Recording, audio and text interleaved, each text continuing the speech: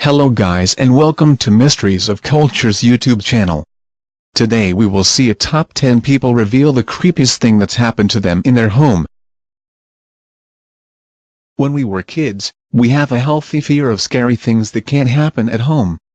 We dutifully check under our beds for monsters, keep a nightlight on in case of ghosts, and ask our parents to double lock the door to keep robbers out. Most of us grow out of these fears as we get older. But should we? If the creepy stories presented here are to be believed, all of the scary things that can't happen in your home will and have happened. They are probably happening right now to someone.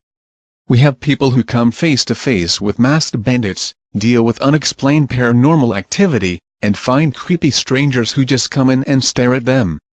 So if you thought your home was a safe sanctuary, think again. If we can learn anything from these creepy home stories, it's that you should never, ever watch scary movies alone at night, have kids, or move into haunted houses. If you any of these things, all of the scary things that can't happen to you probably will. Number 10, she stepped out of bed and felt a body on the floor. It was around 2002, and I had just married my wife and we had just had our first baby. Bedroom door opened up and hid my wife's side of the bed. Guess she went to get up for the baby in the middle of the night.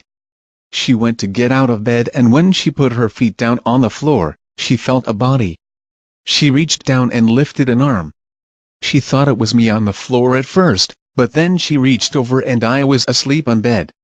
She started screaming, so I woke up. The guy passed out on our floor woke up. I chased him out of the house with a knife.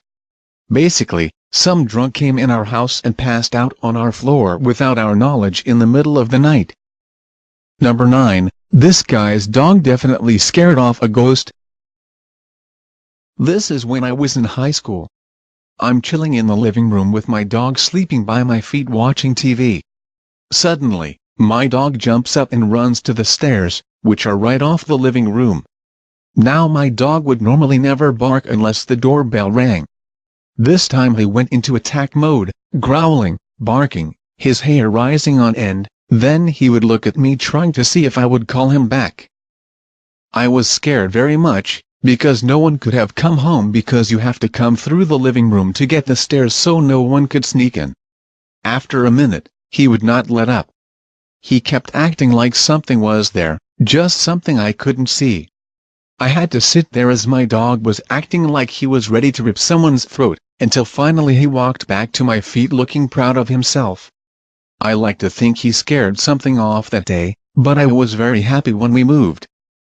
Number 8, this girl felt something on her back, and it wasn't just the wind. About 2 months ago, my fiancé and I had a very stupid argument. I went into our bathroom to get away and sat on the floor with my back to the door. I was crying from pent-up frustration, when I felt something like a finger or two running up my back. I turned around quickly to tell my fiancé off, thinking he opened the door or maybe I didn't close it.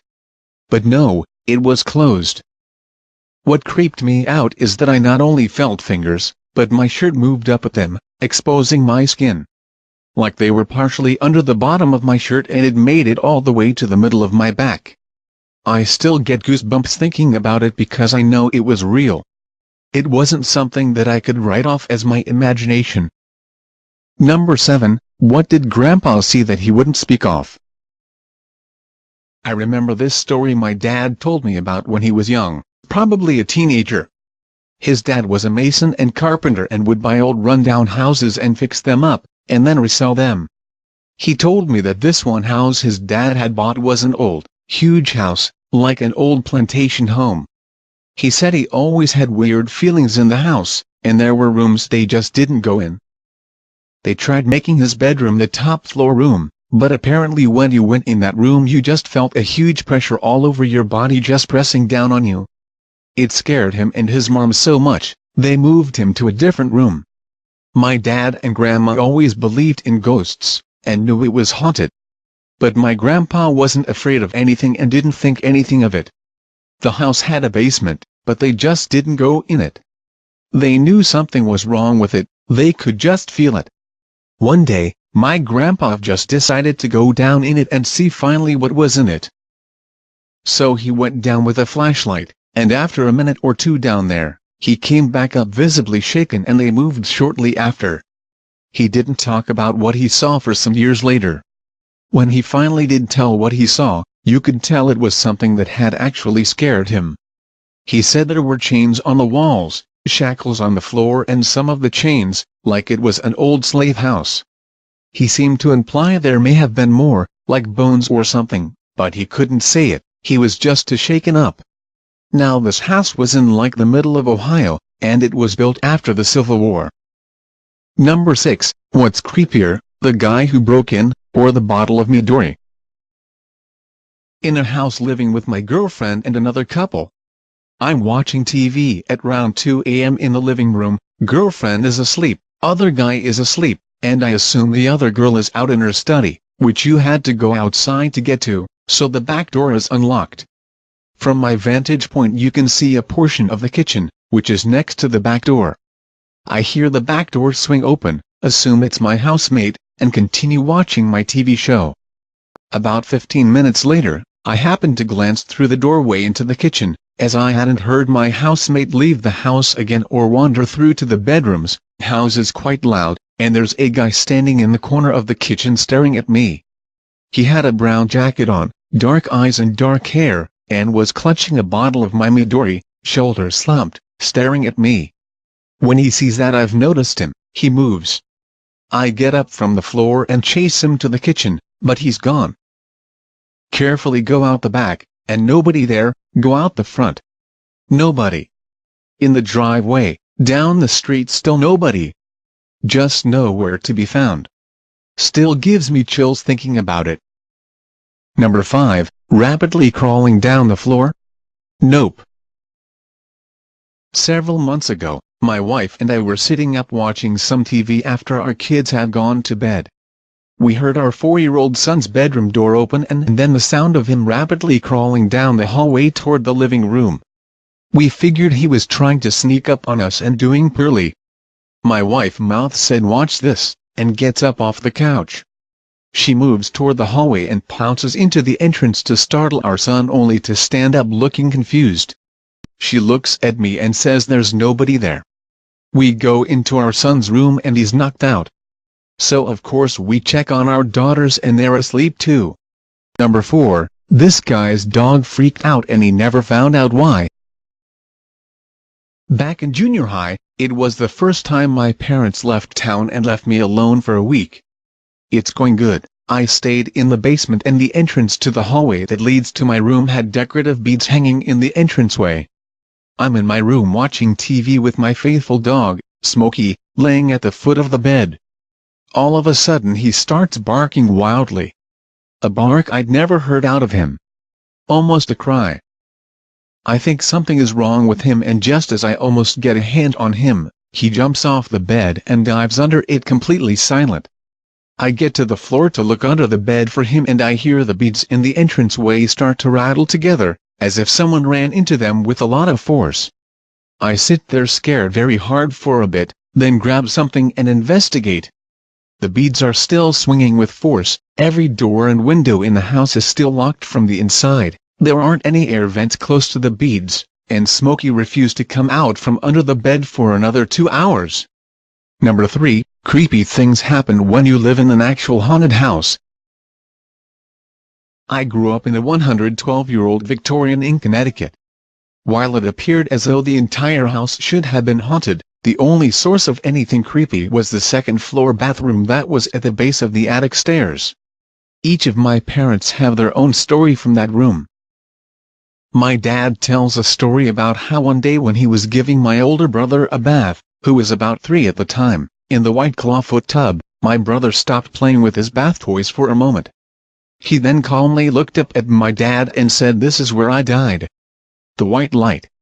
And then kept playing again. My dad suspects someone electrocuted themselves in the tub. A few years later, when I was 2 and my dad and brother were off on a Boy Scouts trip, my mom recalls a night where she heard me get up and walk down to the bathroom. She could hear me humming and tinkling. Now I was still potty training, So Mom wanted to get up and check on me. When she rolled over, I was lying beside her, and the humming stopped. We moved. Number 2, not what you want to see when you turn on your flashlight. I hate writing this. Still gives me the creeps. I was like 12, and I was asleep in my family's living room since I was sick and it was winter. My house has terrible insulation and my room was cold, family room was warm. So I was asleep, and at around 2 in the morning, I'm woken up to the feeling that someone is right there. I always slept with a flashlight since I read, so it was in my hands and I turned it on and pointed it in the direction of where I thought the guy was. Right there, just a foot away from me, was a guy staring right into my face. The light hit his face and he turned and ran away. I let out a blood-curdling bloody murder scream and my mom and dad came running downstairs. Turns out he had freaking broken into our house and then stood there staring at me. This thing still creeps me out. Number 1, 3 stories from a woman who should have moved immediately. My old house was just creepy. There are no other words to describe it. There are 3 occasions I'll tell you about. Situation 1, it's about midnight. The kids and I are woken up by noises in the basement. Yes, they were still sleeping in bed with my husband and I. At that point, I tell my husband it sounds like someone is in the house and to go check it out. We continue to hear doors opening and closing, and it sounds like stuff is getting thrown around. We don't have guns, or a dog, or any way to defend ourselves against an intruder. So, I do what any grown woman would do and call my dad.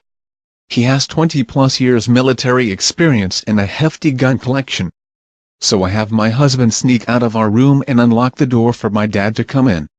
Then we all hide in my bedroom with the door locked. Anyway, as you may have figured, the house was completely empty and there was no sign anyone had even been in the house at all. Situation 2, get home late after a long day at work. It's 2 a.m., and my husband is asleep on the couch and the kids are asleep in a pile of blankets on the floor next to him. So I decide to take a bath and relax and unwind before heading to bed myself. While I'm in the tub, someone starts pounding on the door and wiggling the doorknob. I figure it's my 4-year-old freaking out because sometimes she sleepwalks when she has to pee, so I hop out of the tub so I can open the door and get her on the toilet before she has an accident. When I open the door, no one is there. No one is in the hallway. I grab my towel and walk to the living room and everyone is still right where I left them. All still asleep. Situation 3. It's bedtime again. I am sitting in my bed talking to my daughter, getting her ready for sleep. All of a sudden she starts crying hysterically and hiding in me. Was she hurt? What the hell was wrong? Does she need to go to the ER? I was worried and she wouldn't tell me what was wrong, but she was terrified of something. Finally, she looks up at me and says, "He's standing right there," and points to an empty corner. Who is standing right there? The man with no eyes. This were the stories, guys. I hope you liked and enjoy it. Before you go, please leave a comment with the number of the story you like the most or write your story in comment section, and don't forget to like this video and press the button subscribe.